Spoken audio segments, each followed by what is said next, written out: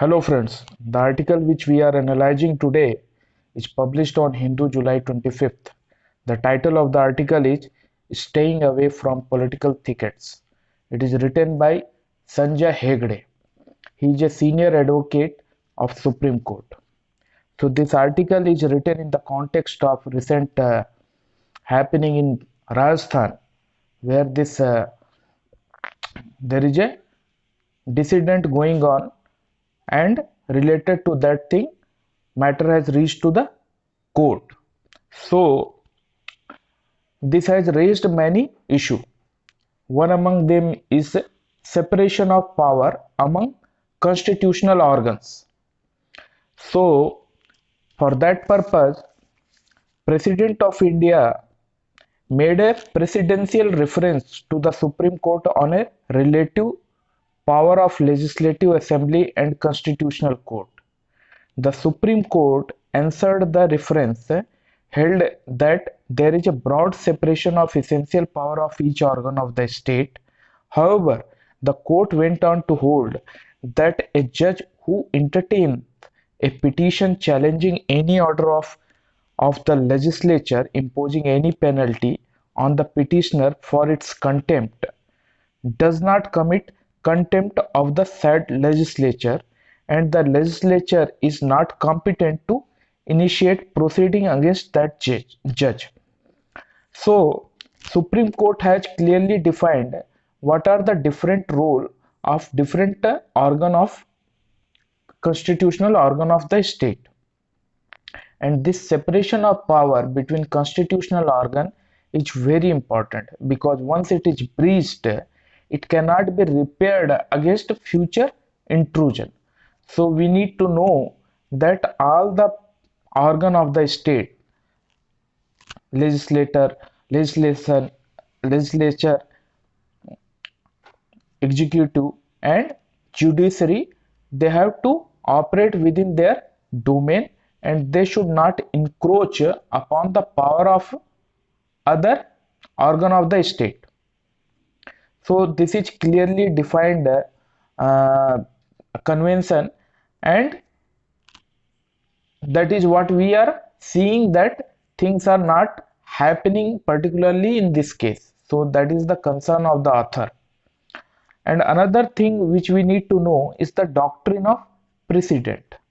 So we know that Supreme Court is a reference court, and from there one learns other lower court quote the judgment of Supreme Court.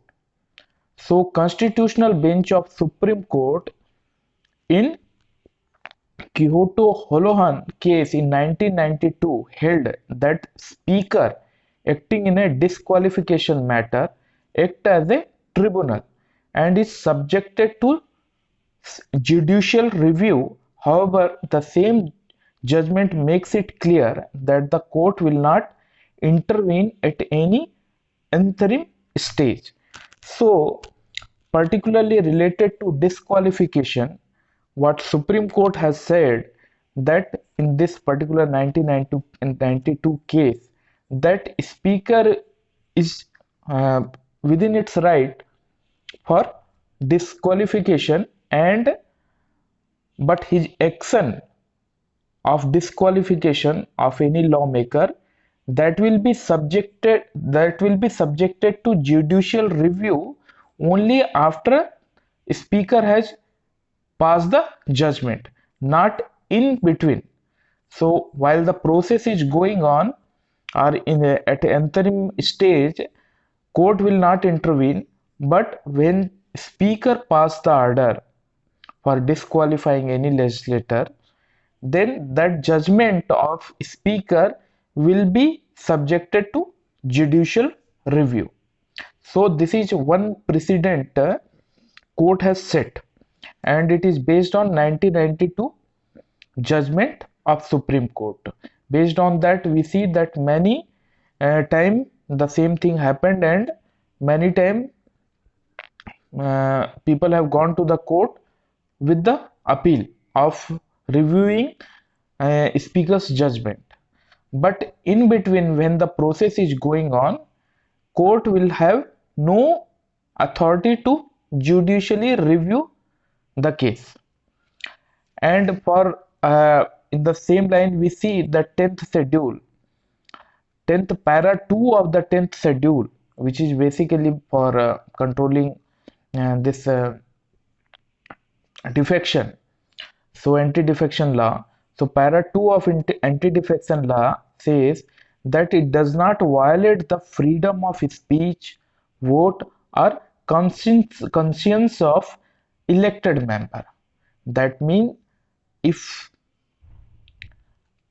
this law of anti-defection law, which is under 10th schedule, is no way violative of any lawmaker's right of freedom to speech or vote or his conscience, because it is not violating these fundamental rights of any legislator. And the same para 2(1)(a) of 10th schedule deals with disqualifying lawmaker who voluntarily give up membership of their party. So para 2(1)(a) of 10th schedule is related to disqualifying. To whom to disqualify? Those members who have voluntarily given up their membership of their particular party. So here two things of 10th schedule is being contested. So the present case here we see that Rajasthan Assembly Speaker has given a disqualification notice to 19 members of one group, and this disqualification notice sent by Speaker has been contested in Constitutional Court, and MLAs to whom this notice was served have challenged the Speaker's authority to decide if they had committed an act of defection. So now if we see what the 10th schedule says, 10th schedule says that this law is not in any way violating the freedom of speech, vote, or conscience of elected member. Okay, and it is also focusing on disqualifying those members who have voluntarily given up their party affiliation membership. Now here the dispute is that those members whom Speaker has served the notice, they are challenging Speaker's authority to decide that they have committed an act of defection. That means here you have to understand two things. A member who disown his party, voluntarily give up the membership, is fit for disqualification under 10th schedule, because as per the clause he has given up the membership, and so that this 10th schedule will be applicable. But what about those members who have not given up their membership but they are not toeing the party line, they are dissident within the party, they are not leaving the party, but for certain action or certain decision of the party they are not agreeing to. So there is a kind of dissidence within the party which does not amount to defection. And here this court, these people have gone to the court because they are saying that their act of whatever their act is not under the definition of defection. So if they do not consider their act of revolting against chief minister is not an act of defection, It is a act of dissidence within the political party, and they ask the question that on what basis speaker has decided that they have committed a act of defection. So they are questioning the decision of speaker, on what basis, on what authority he has interpreted their action as an act of defection.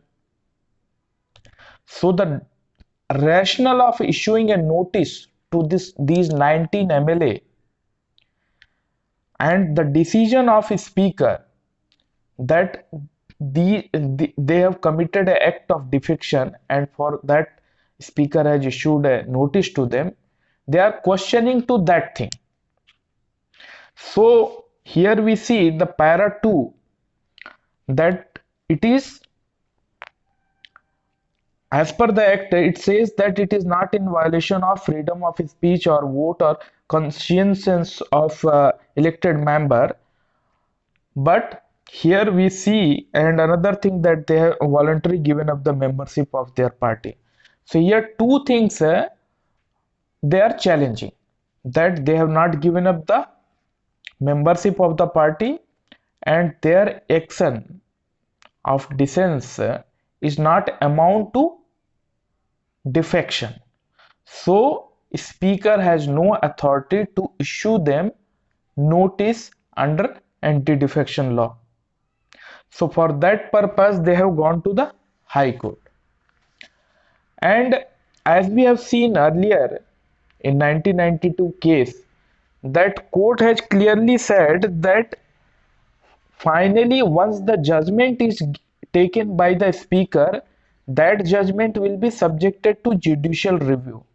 But before any act of speaker like serving notice and hearing other thing, that will be covered under judicial review.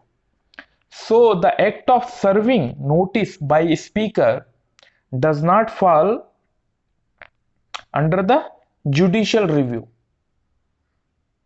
So what speaker did, honorable speaker did, rather than challenging the court jurisdiction to intervene at an interim stage, he chose to appear before the High Court to argue his case. That means what author is saying, that speaker was very well within his right to challenge jurisdiction of High Court, because court was not, as per doctrine of precedent, court was not supposed to intervene at this stage when speaker is issuing a notice. Court can come later on when he decided on their disqualification, but this is not the timing for court to intervene. But speaker has not challenged court related to his court jurisdiction on at this stage. He chose to appear before a court and he argued his case. Based on that, what High Court did, High Court directed that status quo be maintained, and in the proceeding of disqualification against 19 legislator. And what court did, court has accepted the argument of legislator that holding a legal challenge to the speaker notice under the anti-defection law to be maintainable. So this is one important point here. That means here earlier, as you see in 1992 ruling, what was accepted convention, that court will not intervene in at an interim stage. Court will come into the picture when order is passed by speaker. But here the argument of affected legislator was that speaker was not authorized to decide that they have committed an act of defection. So the issuing of notice by the speaker itself is violation of that law. So that argument of legislator, 19 affected legislator, court has accepted, so that their plea court has said that it is maintainable. Court will look into the issue. So this is a major change we are seeing here. So once High Court has decided that plea is maintainable and ask speaker to maintain. So two things happened here. The court has decided that plea of legislator regarding challenging speaker authority to decide that they have committed act of defection, this plea is maintainable, and court also directed speaker to maintain status quo regarding disqualification proceeding. So this aggrieved party here, the speaker, has gone to the Supreme Court and with the plea that it is a violation of separation of power among constitutional organ. That means the court is encroaching upon the right or power of speaker, and that is the now argument that the matter has reached to the Supreme Court, and Supreme Court in turn decided that this has become a larger question and court has to broaden the scope and look after other aspect which is, it seems, which is not covered under the 10th schedule, like intra-party democracy, or how it is violating of any legislator's freedom of speech or conscience of elected member, or how this dissidence within the political party can be considered as a defection. So all these things and new issues have come up to the Supreme Court, and Supreme Court decided to rule on the larger question of the jurisdiction of court to entertain such plea. So this has thrown up a larger question which as per Supreme Court understanding was not covered under the 10th schedule, and that's why this issue become little complicated. So based on Supreme Court ruling, what Rajasthan High Court did, Rajasthan High Court has thereafter decided to await the Supreme Court judgment, and in the meantime injuncted the speaker from proceeding further.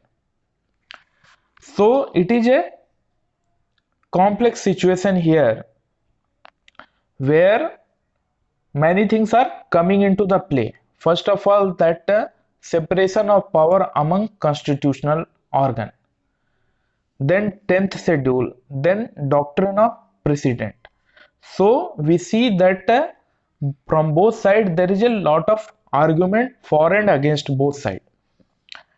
So what here in this particular piece, what author is saying, that courts should avoid falling into political thickets, and parliamentary and legislative supremacy in their sphere of functions should be respected, and political question should be left to the political forum. Political question must be answered in political forum.